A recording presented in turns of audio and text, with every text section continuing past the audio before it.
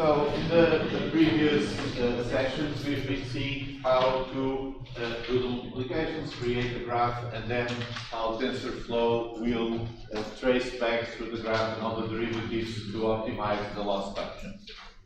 However, we have not been taking a good look yet at exactly what loss functions to use and what activation functions to use. And that's what I'm going to talk about now. So first, the question of why we should have deeper networks rather than very shallow neural networks. And then a problem that arises when we stack several layers, which is the vanishing gradient problem. And that prevented training deep neural networks for quite some time. But then we're going to see how the rectified linear unit, this kind of activation, can help here. And then we're going to look at when to use different activation functions, why, and what loss functions we have from those. So the first question is why should we try to create deep? So why create deep neural networks? There is this universal approximation theorem that it's proven for example, Sigmoid activations, and what it tells us is that if we consider a bounded volume in the dimensional space that we are working in, so this can be of n dimensions depending on the data that we have, we can demonstrate this for an interval between 0 and 1, but basically this applies to any finite boundary because we can always rescale the values. So given this bounded volume and some epsilon that is greater than 0, but it can be as small as we want, if we have a function that is continuous inside this volume, then there is a set of parameters here, of constants here, and some value n, for which the sum of these linear combinations of the x values and followed by this activation function with different weights will approximate this f function to any arbitrary approximation, to any epsilon. So basically this means that if we have a neural network with one hidden layer, because this would be the weights of the final neuron, and these are the weights of the neurons in the hidden layer and the activation function, which can be a Sigmoid activation function, then we can approximate arbitrarily any function as long as we have enough neurons in the hidden layer. So there is some finite number n here that allows us to approximate any continuous function that we want inside some boundary. So since this is true, in theory, we only need one hidden layer to approximate any function. Oh, we need enough neurons for that, so how many depends on the case, but we just need one new hidden layer. However, if we stack layers, if we, instead of just having one very complex, large nonlinear transformation, we stack a sequence of nonlinear transformations, we can get easier, faster oscillations in the values of our function. So basically, with fewer neurons stacked, we can make the function go up and down faster than if we just have lots of neurons in a single layer. And this is related to something we saw last semester, the Vanishing dimension, which determines how powerful the classifier is. So basically, the Vanishing dimension is the largest size of a set that the hypothesis class can shatter. Yes? So the idea there is to so we could do it all in one layer with a lot of neurons, and then we basically take those neurons and stack them rather, so we increase in the depth, and then we need less neurons. Yes, and you need fewer neurons if you stack them because it's easier to create these oscillations. And these oscillations are what allows us to create separations between the points. So this notion of shattering, we have a hypothesis class or some kind of way of creating a model that creates these discriminants, and we say it can shatter a set of points if for any combination of labels, we can always find a way to separate the classes.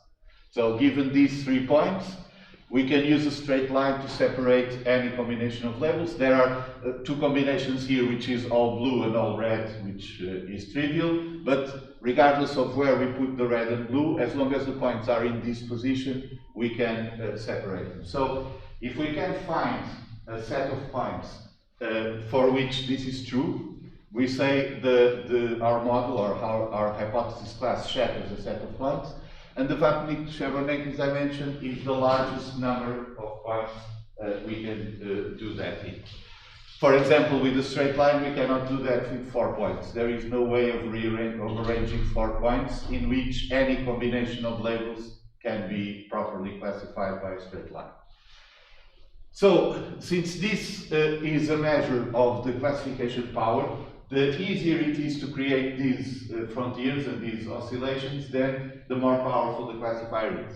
So one reason for having deep networks is that for the same number of neurons, we can create more oscillations and obtain more power if we stack the transformations instead of just having one layer. However, it's important to also bear in mind this no free lunch theorem. So this is a general problem in optimization, in that if we compare 2 algorithms, 2 optimization algorithms or 2 machine learning algorithms, there are as many potentially possible data sets in which A performs better than B than there are in which B performs better than A. Because depending on what the assumptions of the algorithms are, we can always think of data sets for which those algorithms would work well, or which would deceive the algorithms and lead them to work poorly. Of course, this in theory, if we are considering all mathematically possible data sets. When we come to real life problems, we don't have a uniform sampling over all the mathematical possible data sets. So in practice, some things work better than others, but we cannot have just one single algorithm. We cannot at least expect to have one single algorithm that performs better than everything else. So another potential advantage of going to deep neural networks is that we have a much greater versatility of architectures to explore than we would have if we would just have one layer and just added neurons until we could solve a problem. So basically, if we have a very wide and shallow model, there are some advantages here, which one of those is that it's easier to interpret. If we have deeper models, it's harder to understand what's happening. And also, they may be better at memorizing some kinds of interactions between features and so on. Unfortunately, one drawback is that to get the same performance, to generalize, we usually need to do some feature engineering and get the adequate representations there. With a deeper network, we can count on the network on the previous layers to find the appropriate representations. So these kinds of things that customers who purchase something also purchased something else when you see those recommendations. This is easier to do with linear models because they can find those kinds of correlations very easily. Of course, you need data on exactly the same product spot. If you want to generalize something to this person probably likes horror movies or action movies or something like that, either you already have those categories engineered with the proper labels, or else shallow models will not figure out that there is a category there. And deeper models can generalize those things. I have 2 questions actually for the non-linearity of the model. First of all, does it come from the value or the sigmoid function, or does it come from the stacked layers? Well, if it's both. If you have one layer with a linear combination and the sigmoid activation function, then it's still a linear model like logistic regression, because the value of the output will just depend on the linear combination. If you stack two layers that only do linear transformation, then that does not help, because that is just one linear transformation. The composition of linear transformations can be reduced to a single linear transformation. So actually you need both things. You need linear transformation, then some non-linearity, and then stacking that again in order to get these non-linear transformations. So it's the two things that you need. But the value function is, for example, is not non-linear. So how I didn't understand how that works out in a non-linearity. So in this case, you mean that for example, suppose this was logistic regression. Yeah. The actual value that we have here is non-linear with respect to the coordinates, because it's a sigmoid, goes, for example, from 0 to 1 here. But when you use that for classification or something like that, since the value depends on a linear combination of the coordinates, you can only have straight discriminants here. So if you just do it with one layer, one linear combination, and then one non-linear transformation like that, since it's a function for the same values, you get the same output, then you cannot do curves here, unless you then do another of these layers. Because now if you have several of these linear combinations and then non-linear transformations, and then you do another of those layers on top of that, now you start being able to get curves, because you're stacking those transformations. Will you explain this also with the value function later on? Yes, Okay. yes, we can see that too. And is it like my other question would be: is there any visualization for this? Like how many layers result in what kind of non-linearity? Well, the problem with visualization, we can do these kind of things on 2 dimensions, and that you can see if you try with stacking pairs of neurons, small layers like those graphs I showed before. But if you go to a more realistic network where you can have hundreds of neurons, then visualization becomes impossible in this way, because you would have to look at hundreds of dimensions. Yeah. Okay. So there are other techniques like looking at the gradients or the way parts of the input affect the output or things like that, but it's only a very indirect way of looking at these things, because when dimensions start increasing, you can no longer visualize it properly. Okay, thank you. Now, with deep models, these are better at generalizing relevant patterns and try, instead of just figuring out correlations between individual features, but looking at the patterns.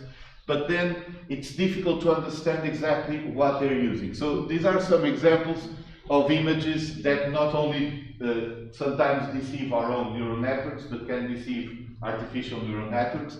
But it's very hard to figure out exactly why we are being confused by the images. So what are the pixels or the features? Because this is at a much higher level of patterns, and so it's very difficult to understand specifically what's going wrong. So if you train a neural network to identify dogs and it gets deceived by bagels, for example, it's very difficult to say exactly what in the bagel is deceiving the network, because it's the overall pattern and not individual pixels or things like that. So basically, with deep models, we have more shattering power with fewer parameters. This gives us more power to classify. We also have these stacked nonlinear transformations, which allow us to learn to extract the adequate features. And so this tends to be good for difficult problems and for problems where we need to generalize from complex patterns in the data. However, if it's more powerful, you need more data to prevent overfitting. And then it may be very hard to interpret what exactly the network is doing if you have a deep network. One additional problem here is the vanishing gradients problem when training these networks. So we saw this is what we're doing to adjust the parameters. We need to find the derivative of the error function, the loss function, with respect to each parameter in order to know how to update it. And if we have a deep network, this may imply a long chain of derivatives. So all of these derivatives multiplying along the chain. If one of these derivatives is very close to zero, then everything in the product becomes zero, and we don't know how to update the parameter. So this is the vanishing gradients problem. If you have a chain of multiplications, if one of them is zero, you lose all the information, and then you get a zero on the update, and the training stops. And this happens in until recently, until about 2013 or something like that, because of the sigmoid activation functions. So the sigmoid activation function looks like this, and it saturates away from zero. So the derivative tends towards zero if you go to negative or to positive values. So if you play around a bit with this TensorFlow playground, you can see that with a simple data set, if you create, for example, a network with one hidden layer using a sigmoid activation, this can quickly learn in 300 and something epochs to separate this data. If you have something more complex like this spiral, then probably you need to add some layers, but then even after 1,500 epochs, it still did not learn much, and you can keep going, add layers, increase the number of epochs, and it seems to be stuck. And the reason for this is that since we are using sigmoid activations here, and we are chaining all of these derivatives, all it takes is one of them to start to saturate, the derivative goes to zero, and we can no longer update the parameters, and training does not progress. So this was a big problem until this rectified linear unit was invented. So these, if you recall, the biological neuron has this all or nothing behavior, and this was first modeled in the perceptron, which had a stair-like activation function. So it was 0 or 1, but that one does not have a continuous derivative, and so we cannot apply that in a network. And these were the good approximations for that kind of function. Sigmoid, for example, or the hyperbolic tangent, which goes from -1 to 1, but has also this S shape. So this looked good, they are pretty, and they have this continuous derivative, and it seemed to be the ideal function, but they get everything stuck because of the vanishing gradients problem. The rectified linear unit is very ugly. It's 0 until you get here, and then you output the same as the input. The output is X. So it's just an elbow like this, and this is very unintuitive that it should be a good activation function. But it's a non-linear function because of the elbow here. So if you transform something with this, it's a non-linear transformation. And if the neuron is active, the derivative is always 1. So it doesn't vanish, it doesn't saturate. The derivative is 0 in this case, but only if the neuron is not active. So as long as you have some examples that activate the neuron, then the weights can be updated with those examples. So this is enough for us to have the... Yes? Basically, if the neuron is not active, it means that we don't even can calculate its derivative. So no, it's just if the product of the parameters of the neuron and the inputs all summed up go below 0, then the output of the neuron is 0, and the derivative in that case is 0. But the connection with others. No, it gives a 0 to the other, so it will not. But note this depends on the example. If you present another example to the network, then different values will go into that neuron and it may activate. So it may activate sometimes or not.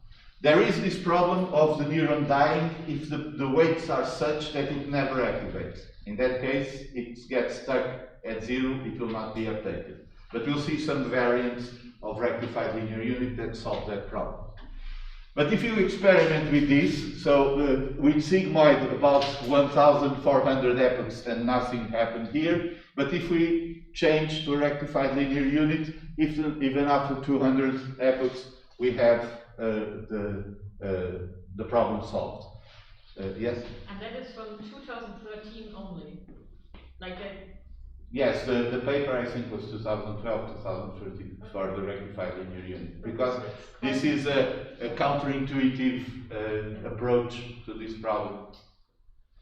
And it really made a big change, and we no longer need to do layer-wise pre-training or tricks like that were done before because of this mostly.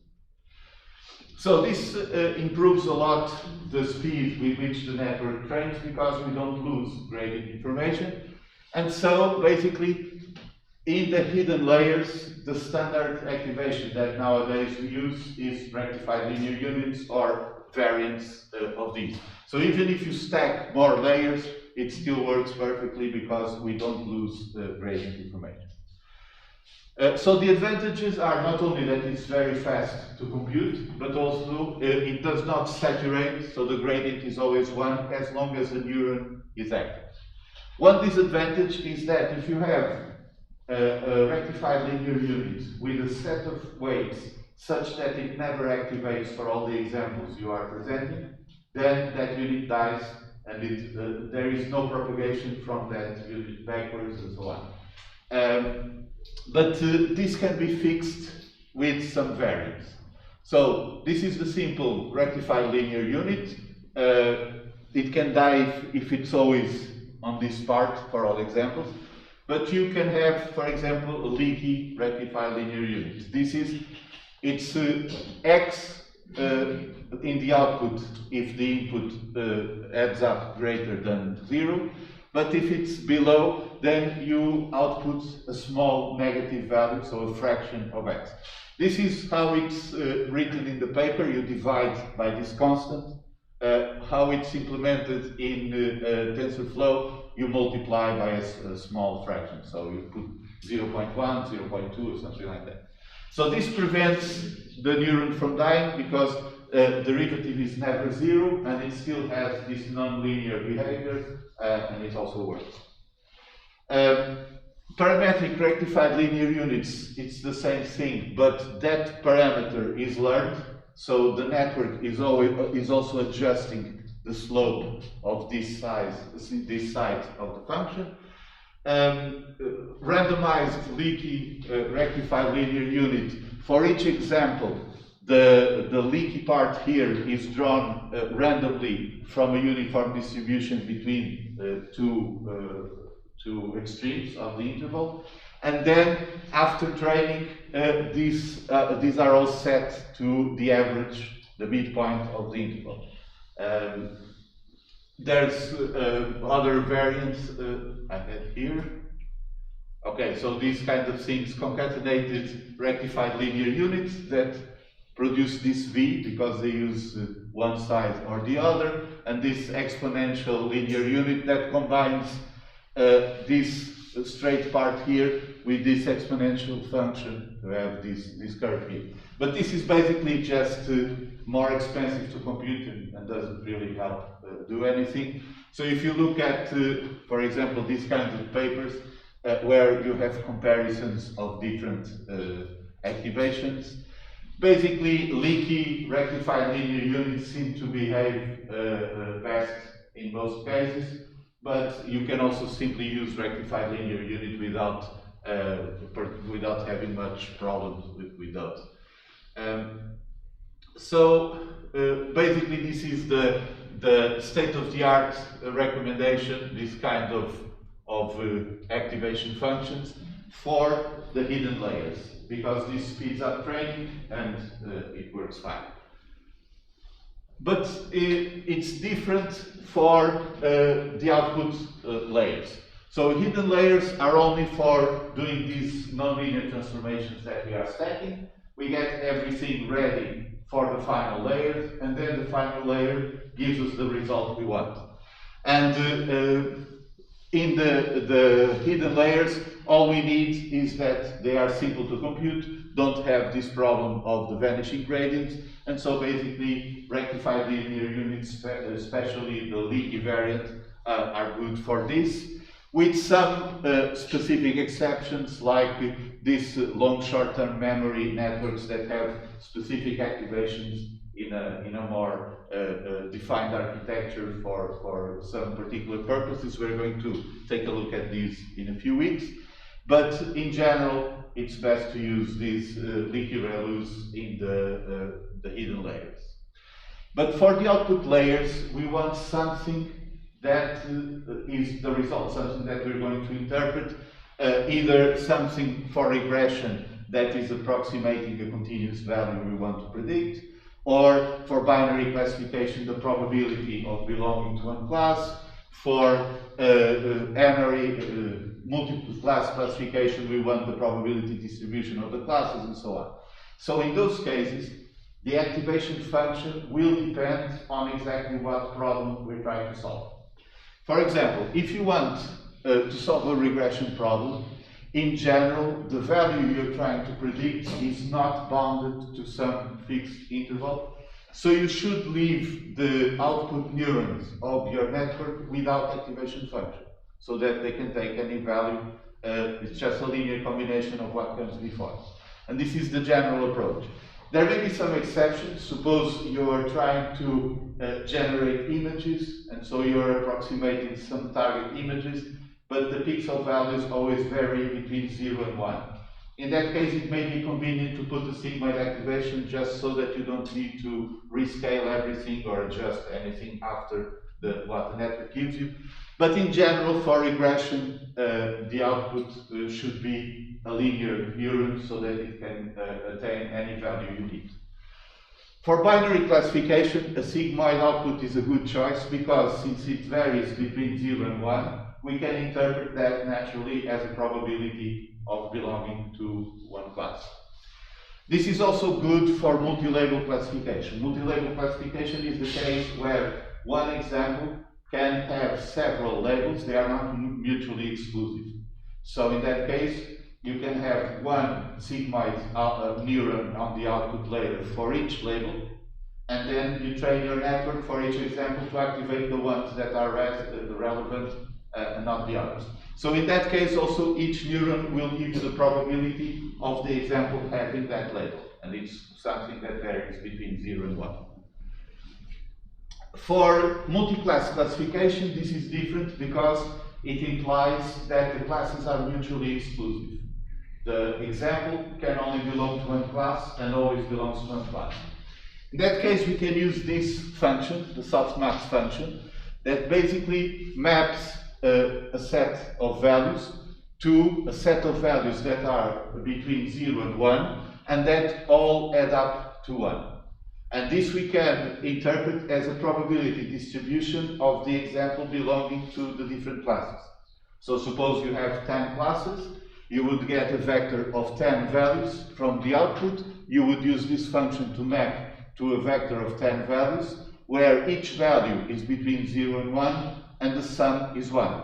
So this would give you a probability distribution of being in class 0, 1, 2, and so on, and where you have the peak, that would be the class selected. So Softmax is good for multi-class classification because it presumes that the example will be in one class, not in any of the others, and it gives you the probability distribution of that class. Now, these are some examples of the activations in the output layer. And now another thing that we need to train the network is the loss function. We suppose that we are in supervised learning. We have a set of labeled data, and we want to find a function that approximates some function in the universe that we don't know, but it's what determines why an example with some vector x of features has this target value of y. Y can be a continuous value, it can be a class or something like that, but there is something in the universe that maps one to the other. For example, this is one example we saw last semester in a linear regression. We are trying to predict this continuous value based on a linear combination of the features with some parameters that we are adjusting. And now the question is, what are the best parameters? How are we going to adjust them? And we saw that to solve this problem of choosing the parameters, we want to maximize the probability of the data as our model is estimating it. So basically, we want the model to have the parameters that make the data as probable as possible. But to do that, we need to have some way of interpreting our model, or the instances of our model, as probabilities about the data. So let's assume that what we are looking at is some value that is a function of the features plus some error that has a normal distribution. So if our instance, our trained regression model is giving us some prediction, we expect it to be within the true value and with some normally distributed error around that. Note that we are assuming that the error is only affecting this variable we are predicting. We don't consider that to be error in the features themselves, at least in this approach. So assuming this, we can now compute the probability of some example with this, or the set of examples with these features and these particular values that we are trying to predict. This will be the product of the probabilities for all the examples of the features and the values, and we can decompose this into the conditional probability of having that particular value if it has those features, and the probability, the marginal probability of having those features. So, and this is basically what we're trying to predict here with our regression model. And this probability will be the likelihood of the parameters. So this is, we are assuming that the data is drawn at random from the universe. So this is a probability, there is a probability that we get that data, or we could draw again and get a different set of data. But the parameters of the model are not random variables. They are not something that we are drawing at random, they are something we are trying to compute. So we can talk about the probability of the data, and this is the likelihood of the parameters, not the probability. There is a different approach, which is the Bayesian approach, that considers all of these probabilities, and it leads to things that are a bit more complex, a bit more powerful in some sense, but we're not going to focus on those. So this is the idea. The likelihood of the parameters is the probability of the data as given by the model, as estimated by the model. So in this case, for regression, we can first turn all of these multiplications into sums by taking the logarithm. This is a standard approach because if you do products of very small numbers, you quickly go into underflow problems with your numerical representations. And also, we can do away with this term here, the marginal probability of the features, because this has no effect on our parameters. We don't consider this. We are only looking at the relation between the features and the value we want to predict. And we can also consider this to be this model here, where we have what we're trying to predict is a function of our parameters and the features, plus some error that has this normal distribution. So without going into details on the math, we can do the replacement there. Basically, we get this, we apply the logarithm, and this is what we get at the end. So if we want to maximize the likelihood of our parameters, and we assume that the error only affects the target variable and has a normal distribution, then what we need to do is maximize this function, which has a minus sign there, but this is the same as minimizing the quadratic error. So we need to minimize the sum of the square of the distances between our predictions and what the data has. And this corresponds to the maximum likelihood under this assumption. So we are assuming that the error is only affecting this target value and is normally distributed. Okay, so the message for this is we want to adjust the parameters so that our model is estimating the probability of the data to be as high as possible under some assumptions about what the probability model is. In this case, it was that assumption of a normally distributed error. Once we have this, now we have this loss function, we can do the gradient descent and so on and solve the problem. But we need to find the loss function. So now let's generalize this for the maximum likelihood approach in neural networks. In general, we have this set of data that we consider to be drawn at random from the universe, from some population, with some probability distribution. We don't know what it is, but we drew the data with that probability distribution. And we have some model that we can adjust the parameters, and this will give us a probability distribution for the data. So we can interpret our model as a probability distribution.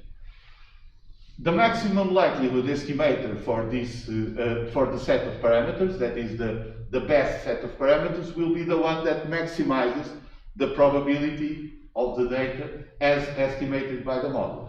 But note that the data was also drawn from the universe with some probability distribution. So we can apply the logarithms here, but basically, if we want to maximize this sum of the logarithms of these probabilities, we can consider, given this data that we drew from the universe, we can also consider this on average for all the data points. It's just, we just need to divide by the number of data points that we have. So actually, we're trying to increase, to maximize the expected probability for any data point that our model is estimated, given that the data is drawn with some probability distribution from the universe. And this is maximized when the probability distribution our model is telling us is as close as possible to the probability distribution from which we are drawing the data. When the two match, this expected value here is maximized. If the two are different, then the value is lower, because our model will give higher probability to values that appear less often, and vice versa, and so we get a smaller value. So this is another way of looking at the maximum likelihood. If we are interpreting our model as telling us something about the probability of the data, the likelihood is increased if this matches the actual probability with which we are drawing the data from the universe, the probability distribution. So one way of measuring this divergence between probability distributions is using the Kullback-Leibler divergence. And basically, this has this difference of the logarithms, which is what we want to minimize in order to adjust the set of the probability distribution the model is giving us with the one that the universe has when it supplies us with the data. So since this part does not depend on our parameters, only what the model is telling us depends on the parameters, we can basically ignore that. And so this is the equivalence between the two. It gets us this maximum likelihood. So this is just to show that maximizing the likelihood is minimizing the divergence between what the probabilities of the model is telling us and what the universe is actually doing to the data. So basically, when we talk about maximum likelihood here, we can also say that we are minimizing the cross entropy between the distribution of the data in the universe and what our model is telling us. The reason why I'm telling you this is that this cross entropy loss function is a term that you probably find a lot in the literature. Yes? What exactly is cross entropy? It's this difference here. basically, of the logarithm. So you are minimizing the entropy is the level of surprise, of uncertainty between two distributions. And if they match, you minimize their cross entropy. So if they are different, the closer they are, the more similar they are, the lower is the cross. yes. So basically, the idea here is that maximizing the likelihood is making the distribution our model is telling us the data has as close as possible to the actual distribution the universe has, and that also you can talk about minimizing the cross entropy between the two, the divergence, and so on. So these are all basically the same things, and that's why often we see these terms appear. But the important thing here is that this is the general approach, but now the actual expression that we're going to have, the actual loss function, will depend on this probabilities model and what we are assuming. So to find this loss function, we are always going to try to maximize likelihood, minimize the cross entropy, and so on. The same thing. But if we are doing linear regression, for example, and we assume that there is a normally distributed error affecting y, then this approach will give us the minimization of the quadratic error. But if we are doing, for example, binary classification, and if we have a sigmoid activation that is giving us the probability of an example belonging to class 1, now exactly the same approach, trying to minimize exactly the same thing, the divergence between the probability distribution the model is telling us and the one the data has, will lead us to a different loss function. Because now what we have is this, the probabilities the model are telling us are if the example belongs to class 1, we use the value the model is telling us. If it belongs to class 0, we would use 1 minus the value the model is telling us. We compute the product of that, or the sum of the logarithms. And now we have this logistic loss function, which in Keras is called binary cross entropy. You can find it there because the cross entropy is the general term for these things. But this is exactly the same approach, but now we have a different loss function because we have different assumptions about what the probabilities the model is telling us. We interpret the model different, we have a different output of the model, and so on. The same thing for the multi-class classification. So in that case, we have the softmax cross entropy, or in Keras it's called the categorical cross entropy. It's another loss function, but in this case, because we are interpreting the output of the model as giving a probability distribution of belonging to the different classes, and so under that interpretation and the kind of output we have, exactly the same approach will lead to this loss function here.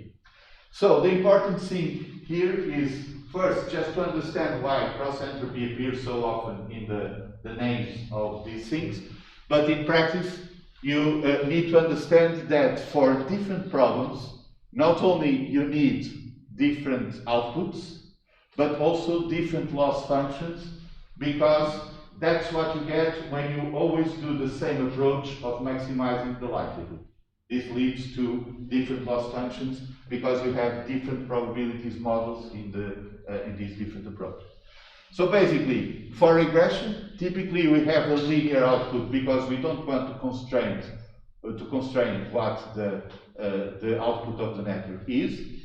And if we assume that there is a normally distributed error in those predictions, only on the predictions, not on the features, then the maximum likelihood solution corresponds to minimizing the quadratic error. So we use mean squared error generally for regression. If we are doing binary classification or multi-label classification, each output is a sigmoid neuron that we are interpreting as the probability of being or not being in that particular class or label. And in this case, this leads us to the logistic loss, or the binary cross entropy, which is the name of the function in Keras. It's the same function. So for binary classification would be this. For multi-class classification, you would use the softmax activation, that turns these outputs into a vector that has a sum of 1 and each value is between 0 and 1. We are interpreting that as a probability distribution of belonging to each class, and if we want to maximize the likelihood, we have this softmax cross entropy or categorical cross entropy loss function engaged. So remember to match the loss function to the problem we are trying to solve. That will make things work better. Okay, to sum up this part, we saw this difference between shallow and wide models versus deep models, the problem of the vanishing gradients and how rectified linear units solve it, and then we saw the recipe, so to speak, for the activations. In the hidden layers, rectified linear units are similar to that, is the best approach. For the output layers, it depends on the problem, and here you have also to consider the loss functions.